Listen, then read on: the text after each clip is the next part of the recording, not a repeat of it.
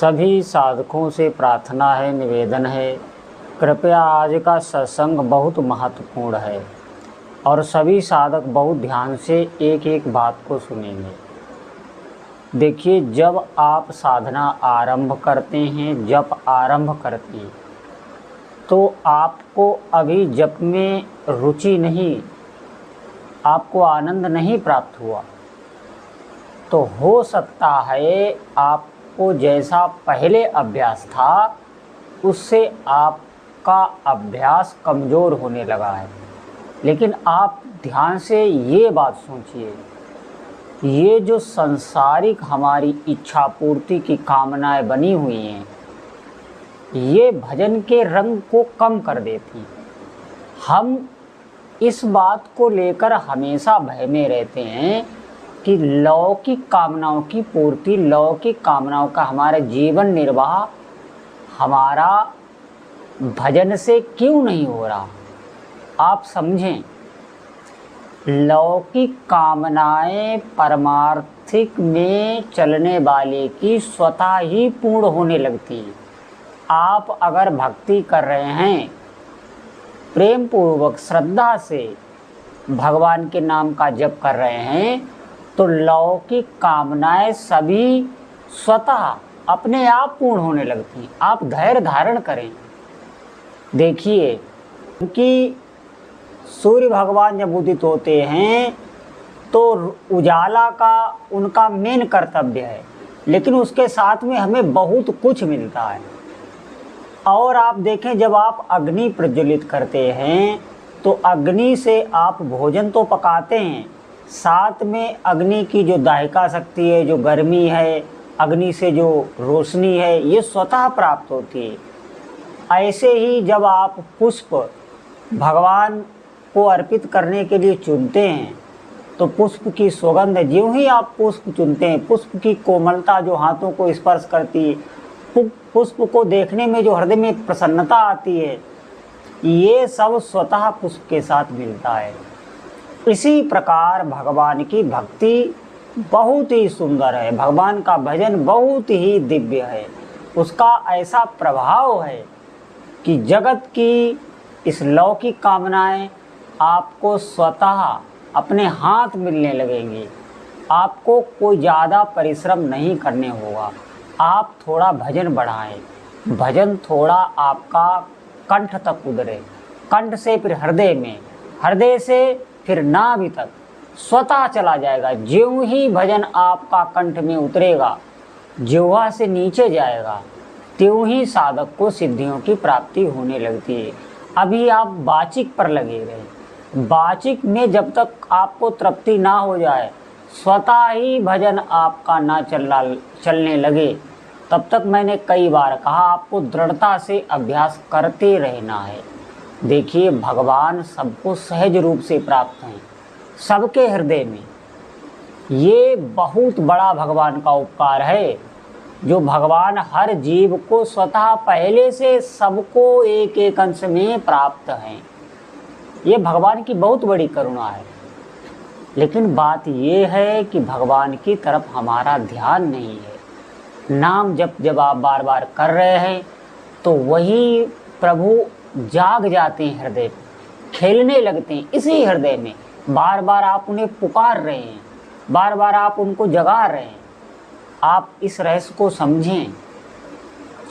भजन का अर्थ होता है कि हमारा प्रभु के चरणों का चिंतन बनने लगे। खास बात आप समझ लीजिए, भजन का उद्देश्य ही यही होता है, सब काम चिंतन से बनना है। आप अभी अगर भय का चिंतन करने लग जाएं आंख बंद करके, तो आपको भय लगने लगेगा। आप देखना, कभी भी आप अंधकार में, रात्रि में कहीं अकेले हों और आप भय की बातें सोचने लगे, भय में तन्मय होने लगे, तो तुरंत ही आपको डर लगने लग जाएगा। कितने बड़े ही साधक आप क्यों ना हो, एक बार तो आपको भय लगेगा ही। क्यों? क्योंकि आपका भय का चिंतन हो गया। आप काम का चिंतन करने लग जाएं, आपको काम व्याप जाएगा। आप क्रोध का चिंतन करने लग जाएं, आपको क्रोध व्याप जाएगा। और आप कोई सुंदर प्रभु की झांकी कोई दिव्य किसी संत का भाव, किसी मंदिर का भाव, किसी पवित्र तीर्थ का भाव या अपने किसी जप के अनुभव का भाव आप हृदय में ले आएं तो आप देखिए हृदय प्रफुल्लित हो जाता है, शांत हो जाता है, भक्ति में उत्साह बढ़ जाता है। ये ऐसे ही जो जीव प्रभु का चिंतन करता है वो वैसा ही हो जाता है। इस बात को हमें समझना होगा। हम जिसका भी चिंतन करते हैं हम वैसे ही हो जाते हैं, वैसे ही हमारी बुद्धि, वैसे ही मन चलने लगता है, वैसा ही हमारा रक्त संचार होने लगता है, धीरे धीरे वही क्रियाएं होने लगती, धीरे धीरे आसपास का वही माहौल होने लगता है, सब कुछ वही हो जाता है जैसा व्यक्ति का चिंतन होता है। और चिंतन आएगा नाम से ही, और नाम जप अगर आपको नहीं हो रहा है तो आप प्रभु से मदद मांगें। प्रभु से मदद भी मांगी जाती है प्रार्थना से।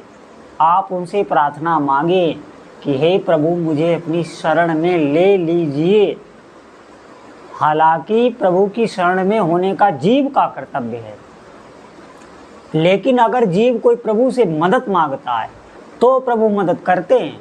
आप ध्यान रखना हमारी बात, मदद मांगनी ही पड़ेगी, प्रभु तभी मदद करते हैं। प्रभु किसी पर जोर दबाव नहीं करते कि तुम मेरी भक्ति करो, तुम मेरी पूजा करो, मैं तुम्हें ये दूंगा। अपने को वो पुजवाते नहीं हैं, वो किसी भी जीव को बंधन में नहीं डालते। बंधन में डालना, अपना आज्ञा पालन कराना, ये आसुरी संपदा होती है। प्रभु तो संतों के भी संत हैं, गुरुओं के भी गुरु हैं, सबको उन्होंने स्वतंत्र छोड़ रखा है। किसी भक्त पर कोई जोर दबाव नहीं देते, नहीं तो इस मन को प्रभु 2 मिनट में ठीक कर सकते हैं। ये हमारा जो मन बिगड़ा हुआ है 2 मिनट नहीं लगेगा, प्रभु इस मन को बिल्कुल समाधि में 1 मिनट में आपकी समाधि लग जाएगी अगर भगवान चाहें।